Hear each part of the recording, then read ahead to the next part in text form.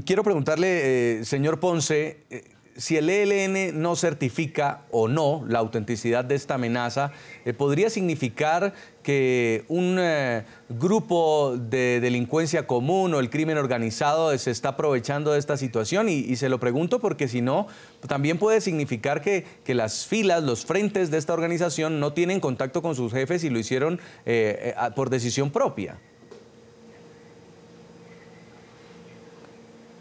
Bueno, ya de por sí, cuando se secuestran a Hernández y después se secuestran a dos periodistas que están investigando simplemente qué pasó con la otra periodista secuestrada, ya ahí hay un problema dentro del frente mismo, ya hay un problema de comunicación.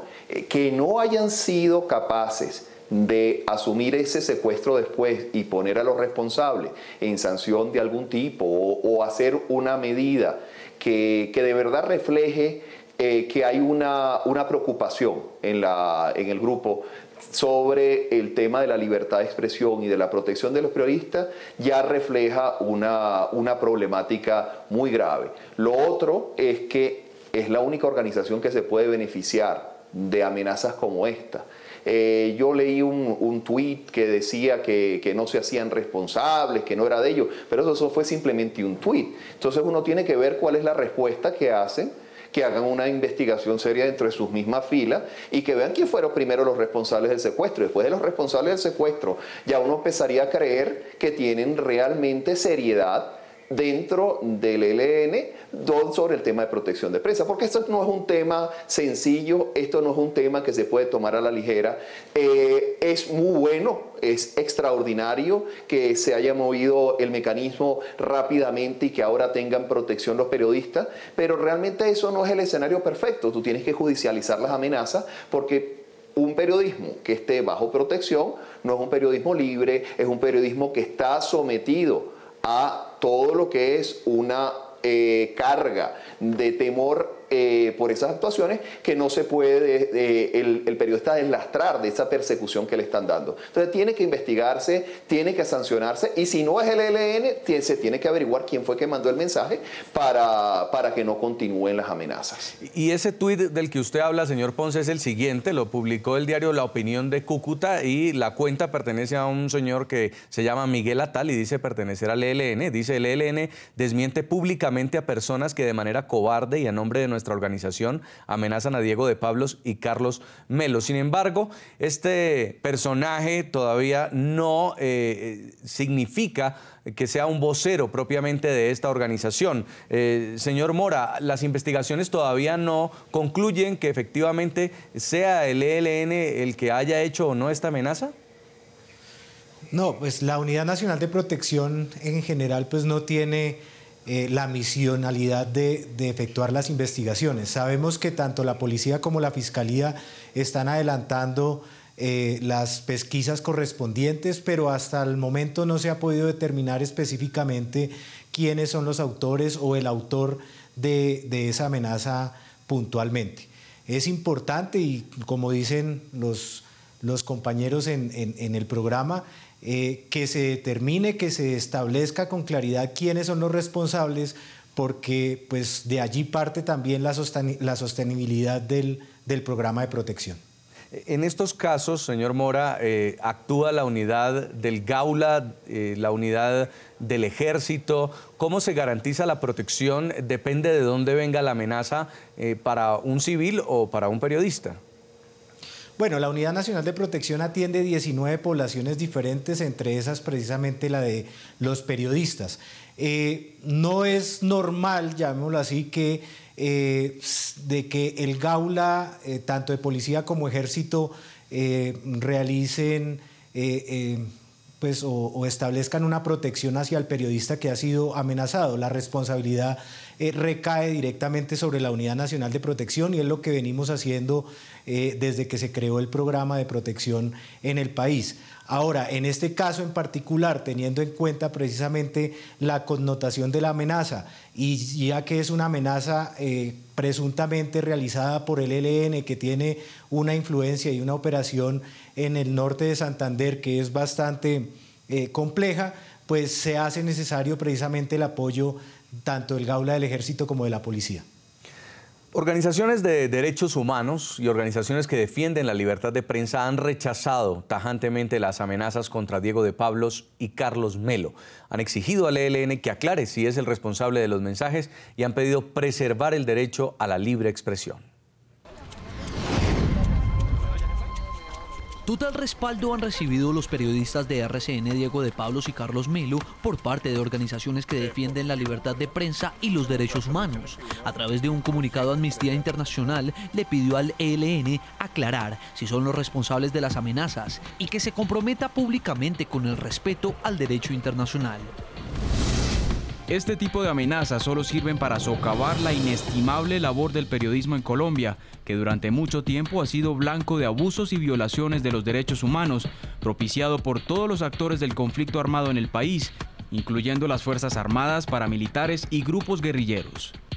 La Sociedad Interamericana de Prensa se unió a las voces de rechazo hacia las amenazas contra los periodistas de Noticias RCN. Desde la Florida, su director ejecutivo Ricardo Trotti hizo un llamado al respeto a la libertad de expresión, no solo en Colombia, sino en todo el continente. Pero creo que sí es un tema que esto preocupa, porque puede llevar a ciertos retrocesos o a ciertas épocas pasadas. Para José Miguel Vivanco, director para las Américas de Human Rights Watch, las amenazas pretenden limitar a los medios de comunicación. Acá lo que vale es la justicia, y es la justicia la que tiene que investigar, identificar, procesar y sancionar a los responsables de estos hechos. En el informativo de NTN 24, la presidenta de la Federación de Asociaciones de la Prensa en España calificó el hecho como un atentado a la libertad de expresión y pidió al gobierno de Juan Manuel Santos actuar con firmeza. Una amenaza a un periodista es siempre un atentado a la libertad, un atentado a los derechos humanos y desde luego la única pretensión que puede tener cualquier organización y desde luego una organización terrorista es ocultar la verdad, ocultar la información.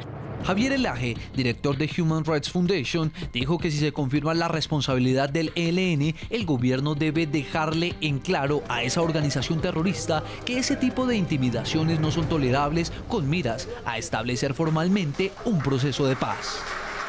Es doblemente violatorio de sus derechos y es doblemente una obligación para el Estado colombiano el investigar este hecho y encontrar a los responsables y castigar a los responsables, más allá de cualquier consideración. Señora Adriana Hurtado, presidenta de la Federación Colombiana de Periodistas, estábamos leyendo un mensaje en redes sociales en las que un señor Miguel Atal se adjudica o dice ser vocero del ELN. Sí lo conocen los periodistas porque han tenido cierto contacto con él y a veces les filtra y les entrega información. Pero ¿por qué es importante que sea el Comando Central a través de un comunicado que diga si es política criminal o no de ellos amenazar a periodistas? Bueno, mientras que no sea el ELN quien haga el mensaje oficial, infortunadamente no podemos darle credibilidad a estos mensajes. Debe haber una estructura jerárquica de alguna manera que permita conocer los detalles y el por qué se sigue afectando a los periodistas. En otras ocasiones nosotros hemos tenido conocimiento de cómo el ELN procede en casos con periodistas y la verdad es que incluso no solamente se han limitado a trinos a través de diferentes miembros al parecer, sino que lo hacen desde las cuentas oficiales. Esto nos causa, digamos, mayor sorpresa en esta ocasión porque ya hemos tenido casos en los que su actuación ha sido diferente.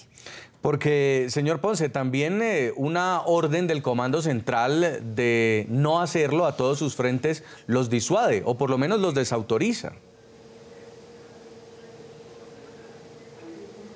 Sí, no solamente eso, sino que si el ELN quiere arrancar un proceso de paz y realmente quiere demostrar que tiene una capacidad de ir unido a un proceso de negociación que valga la pena sentarse en una mesa con un ente que es serio porque tiene control de sus frentes, queda muy mal ante ese escenario si ni siquiera puede poner control dentro de sus diferentes frentes en cuanto al tema del secuestro de periodistas, el tema de seguir violando sistemáticamente derechos, libertad de expresión cuando amenazan a estos periodistas.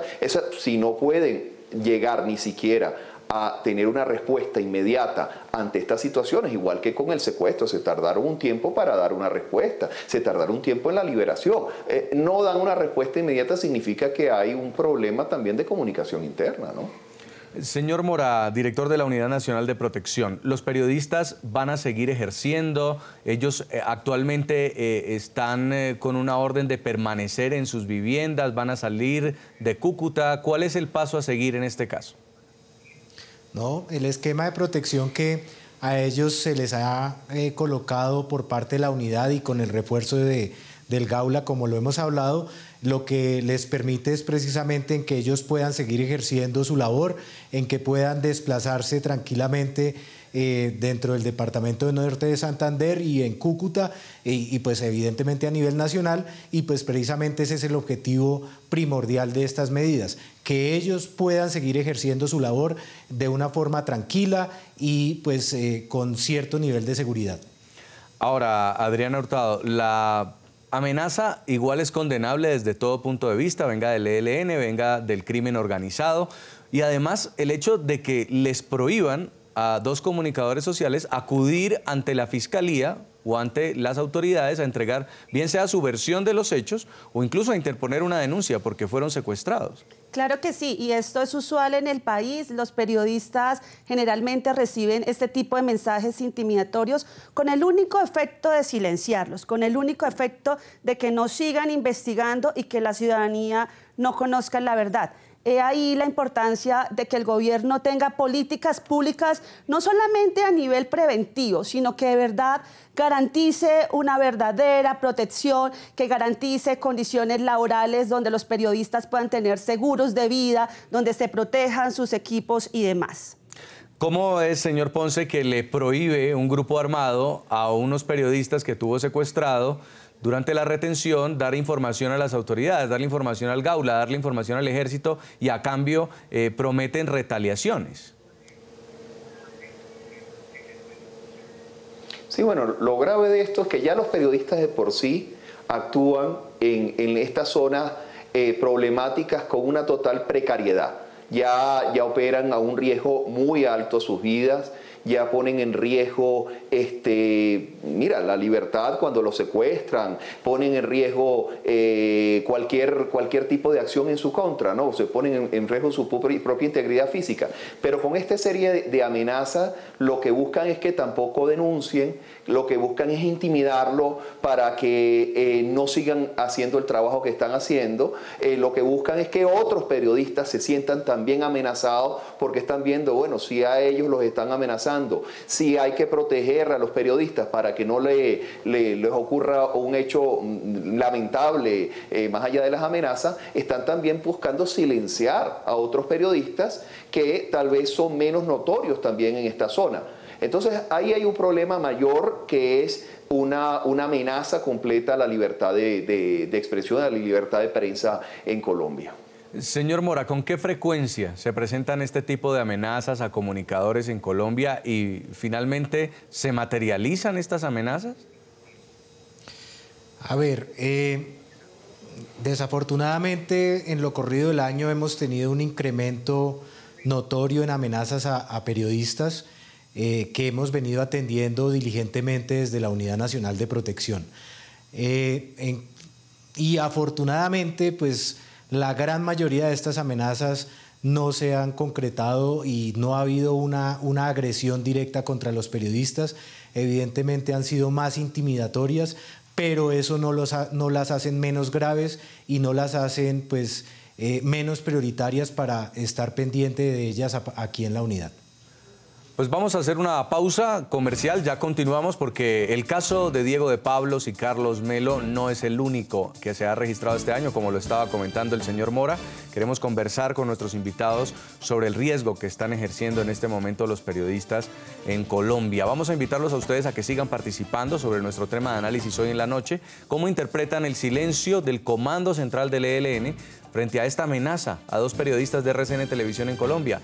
Sigan opinando en las cuentas de Twitter de nuestro programa La Noche y las de nuestro equipo periodístico. Ya volvemos.